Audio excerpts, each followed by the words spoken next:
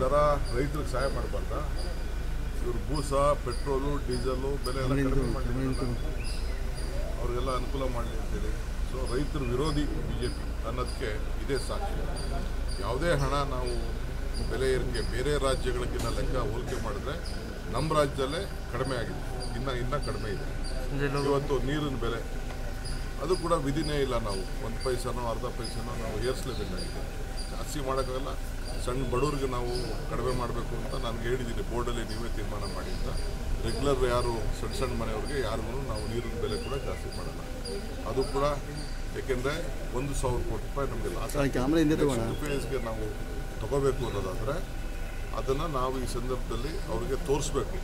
ನಾವು ಚಾರಿಟಿ ಮಾಡ್ತಾ ಇಲ್ಲ ಅನ್ನೋದು ತೋರಿಸ್ಬೇಕು. ಇಲ್ಲಾಂದರೆ ಜೈಕ್ ಅವರಾಗಲಿ ಬೇರೆಯವರಾಗಲಿ ಯಾರು ಕೂಡ ಲೋನ್ ಕೊಡಲಿಕ್ಕೆ ಹೋಗೋದಿಲ್ಲ. ಈ ಕಸದ ವಿಚಾರ ತಾವು ತೋರಿಸ್ತಾ ಇದ್ದೀವಿ. ಕಸ ನಾವಲ್ಲ, ಅವರೇ ಮಾಡಿರುವಂಥ ಕಾನೂನು. ಸೆಂಟ್ರಲ್ ಗೌರ್ಮೆಂಟು ಇಡೀ ದೇಶಕ್ಕೆ ಇನ್ಸ್ಟ್ರಕ್ಷನ್ ಕೊಟ್ಟವ್ರೆ. ಇವರು ಕೂಡ 2022ರಲ್ಲೇ ಮಾಡಿದ್ದಾರೆ. ನಾನು ಭಾಳ ಹೈ ರೇಟ್ ಇಟ್ಟಿದ್ದರು, ನಾನು ಅದನ್ನು ಕಡಿಮೆ ರೇಟ್ ಇಟ್ಟಿದ್ದೇನೆ. ನಾನು ನಮ್ಮ ಡಿಪಾರ್ಟ್ಮೆಂಟ್ ಅವ್ರಿಗೆ ಹೇಳಿದ್ದೀನಿ, ಅದನ್ನು ಪಬ್ಲಿಕ್ದು ಏನೋ ಒಂದು ಅಡ್ವರ್ಟೈಸ್ಮೆಂಟ್ ರಿಲೀಸ್ ಮಾಡಿ ಇಲ್ಲಾಂದ್ರೆ ಪ್ರೆಸ್ ಸ್ಟೇಟ್ಮೆಂಟ್ ಕೊಡಿ ಅಂತ ನಾನು ಹೇಳಿದ್ದೀನಿ ಡಿಪಾರ್ಟ್ಮೆಂಟ್. ನಾವು ನಮಗೂ ಜನರ ನೋವು ನಲಿವು ಎಲ್ಲ ನಮಗೆ ಅರ್ಥ ಆಗ್ತದೆ.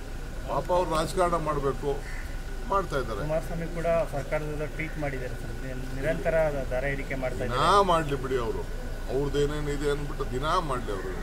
ನಾವು ನಮ್ಮ ಜನರಿಗೆ ಒಂದು ಒಳ್ಳೆ ಆಡಳಿತ ಕೊಡಬೇಕು. ಈಗ ಯಾರಿಗಾರು ದುಡ್ಡು ಕೊಡಲಿಲ್ಲ ಅನ್ನೋ ಸಂಬಳ ಕೊಡಲಿಲ್ಲ ಅನ್ನೋ ಸಂಬಳ ಕೊಡಲಿಲ್ಲ ಅಂತ ಹೇಳ್ತೀವಿ. ಅದಕ್ಕೆಲ್ಲ ನಾವು ಶೇಖರಣೆ ಸ್ಥಳೀಯ ಸಂಸ್ಥೆಗಳು ನಡಿಬೇಕಲ್ಲ. ಇವತ್ತು ಎಲ್ಲ ದರಗಳು ಈಗ ಮಿಲ್ಕ್ ಯೂನಿಯನ್, ಅವ್ರ ಬ್ರದರೇ ಮಿಲ್ಕ್ ಯೂನಿಯನ್ ಪ್ರೆಸಿಡೆಂಟ್ ಕುಮಾರಸ್ವಾಮಿಗೆ ಕೇಳಿ ಅವ್ರೇನು ಮಾತಾಡ್ತಾರಲ್ಲಿ. ಈಗ ಆಯ್ತಪ್ಪ, ಅವ್ರಿಗೆ ಅವಕಾಶ ಇದೆ, 4 ರೂಪಾಯಿ ಕಡಿಮೆ ಕೊಡೋಕ್ಕೆ ಹೇಳಿ, 4 ರೂಪಾಯಿ ಕಡಿಮೆ ಕೊಡೋಕ್ಕೆ ಹೇಳಿ. ಹಾಸನದಲ್ಲಿ ಗೊತ್ತಾಗ್ತದೆ. ರೈತರಿಗೆ ಅನುಕೂಲ ಮಾಡೋಕ್ಕೋಸ್ಕರ, ರೈತರಿಗೆ ಇದಕ್ಕೋಸ್ಕರ ಎಲ್ಲ ಬೆಲೆಗಳು ಕೂಡ ಒಂದೊಂದು ಸ್ಟೇಜಲ್ಲಿ ಹೋಗ್ತಾ ಇದೆ. ನಾವು ಯಾರಿಗೂ ಸರ್ಕಾರದ ಯಾವ ಹಣ ತೆಗೆದುಕೊಂಡು ಸರ್ಕಾರ ಉಪಯೋಗಿಸೋದಿಲ್ಲ.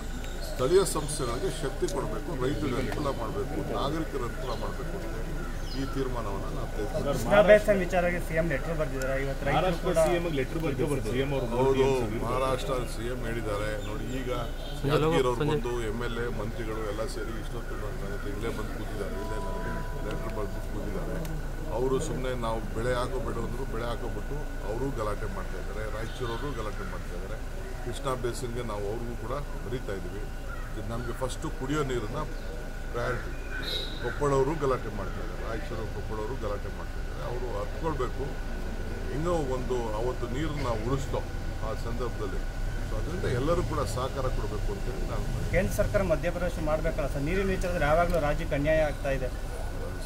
ಕೇಂದ್ರ ಸರ್ಕಾರ ಪ್ರವೇಶಕ್ಕಿಂತ ಇಂಟರ್ನ ಅಕ್ಕಪಕ್ಕ ರಾಜ್ಯದವರು ನಾವು ಅನುಸರಿಸ್ಕೊಂಡು ಹೋಗ್ಬೇಕಷ್ಟೇ. ಕೋಆರ್ಡಿನೇಷನ್ ಇರಬೇಕು.